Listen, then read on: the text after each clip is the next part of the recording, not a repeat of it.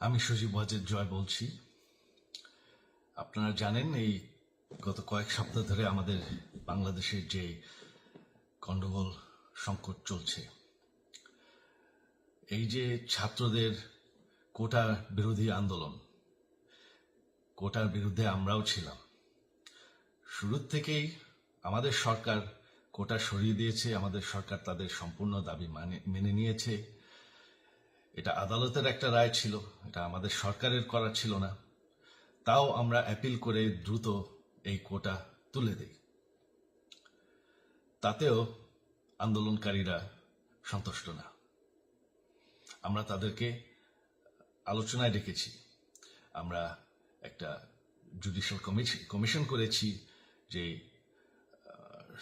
সংঘর্ষে যে হত্যাকাণ্ড হয়েছে সেটার বিচারের জন্য। অনেক পুলিশ অফিসার যারা অতিরিক্ত ফোর্স ইউজ করেছে তাদেরকে আমরা সাসপেন্ড করেছি। তাতেও এই আন্দোলনকারীরা সন্তুষ্ট নয়। আমরা যতই ছাড় দেন, প্রধানমন্ত্রী নিজেই তাদেরকে ডেকেছেন যে আসেন আমরা আলোচনায় বসি, তাতেও তারা সন্তুষ্ট না। আমরা যতই ছাড় দিতে থাকি, যতই তাদের দাবি মেনে নিতে থাকি, তারা কিছুতেই সন্তুষ্ট না, তারা খালি দাবি বাড়িয়ে যাচ্ছে। এখন দাবি হচ্ছে যে সরকারের পতন। তবে সরকারের পতন হওয়ার পর কি হবে? কি হবে এটা কেউ ভেবেছে? আমরা বাংলাদেশে গণতন্ত্র রক্ষা করে রাখতে চাই।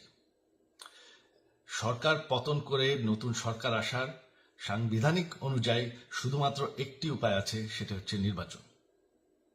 আমাদের সুপ্রিম কোর্ট রায় দিয়েছে যে কোনো অনির্বাচিত সরকার 1 মিনিটের জন্য ক্ষমতা নিতে পারবে না। তো তাদের এই নির্বাচনের দাবিও যদি আমরা মেনে নেই, তো তারা তো এই পর্যন্ত কোনো দাবি, আমরা যত দাবিতেই রাজি হয়েছি তারা তাদের দাবি বেরিয়ে যাচ্ছে। তার মানে কি, আমরা যদি এখন এই নির্বাচন সরকার পতনের দাবিও মেনে নেই, তারা তখন দাবি করবে যে না, এই সরকারের আন্ডারে এই নির্বাচন আমরা মানব না। তখন কি হবে? এটা কেউ ভেবেছে? জানি আমাদের সেই সুশীল সমাজ আবার আলোচনা করছে সেই তত্ত্বাবধায়ক সরকারের অভিজ্ঞতা তো আমাদের আছে। আপনারা ভুলে গেছেন? সেই তত্ত্বাবধায়ক সরকারকে নষ্ট করে দেওয়া হয়েছিল বিএনপির আমলে ইলেকশন রিগ করার জন্য। তারপর যখন আরেক তত্ত্বাবধায়ক সরকার আসলো, দেশের কি অবস্থা হয়েছিল? শেষমেশ সব থেকে বড় কথা যে আমাদের সংবিধানে স্পষ্ট বলা আছে এবং আমাদের সুপ্রিম কোর্ট রায় দিয়েছে যে অনির্বাচিত সরকার 1 মিনিটের জন্য দেশের ক্ষমতায় থাকতে পারবে না। আমরা আওয়ামী লীগ, আমরা আন্দোলন করেছি, আন্দোলন করে এই দেশকে স্বাধীন করেছি, আন্দোলন করে গণতন্ত্র ফিরে এনেছি, আন্দোলন করে আমরা দেশের উন্নয়ন করেছি। আপনারা যে বঙ্গবন্ধুর মেয়ে শেখ হাসিনার বিরুদ্ধে বলছেন, আজকে শেখ হাসিনা না থাকলে বাংলাদেশ এতদূর আসতে পারত? অসম্ভব। কেউ কল্পনা করতে পারে নাই যে বাংলাদেশ এরকম উন্নতি করবে, এরকম উন্নয়ন হবে। ঠিক আছে, শেখ হাসিনার পর আপনাদের কি হবে সেটা আমারও চিন্তার বিষয় না, আমার পরিবারের আর চিন্তার বিষয় না, আপনারা বুঝবেন। তবে এইভাবে সংঘর্ষ করে, হত্যাকাণ্ড করে ক্ষমতা দখল করা যাবে না। এটা আর আন্দোলন না।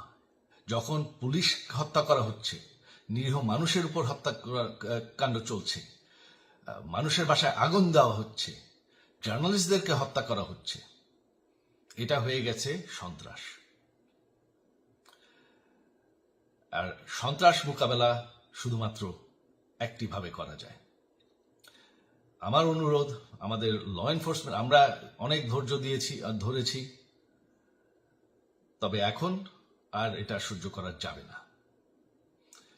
ল এনফোর্সমেন্ট এজেন্সি, বিজিবি এবং কি আমাদের মিলিটারির প্রতি আমার আহ্বান যে আপনাদের দায়িত্ব হচ্ছে আমাদের দেশের মানুষকে নিরাপদ রাখা। এবং আমাদের দেশকে নিরাপদ রাখা, আমাদের দেশের সংবিধানকে নিরাপদ রাখা, সংবিধানকে রক্ষা করা। তার মানে 1 মিনিটের জন্য কোনো অনির্বাচিত সরকার আমাদের ক্ষমতায় আসতে দিবেন না। এটা হচ্ছে আপনাদের দায়িত্ব, কারণ সেইটা হলে আমরা আবার পাকিস্তানের মতন হয়ে যাব।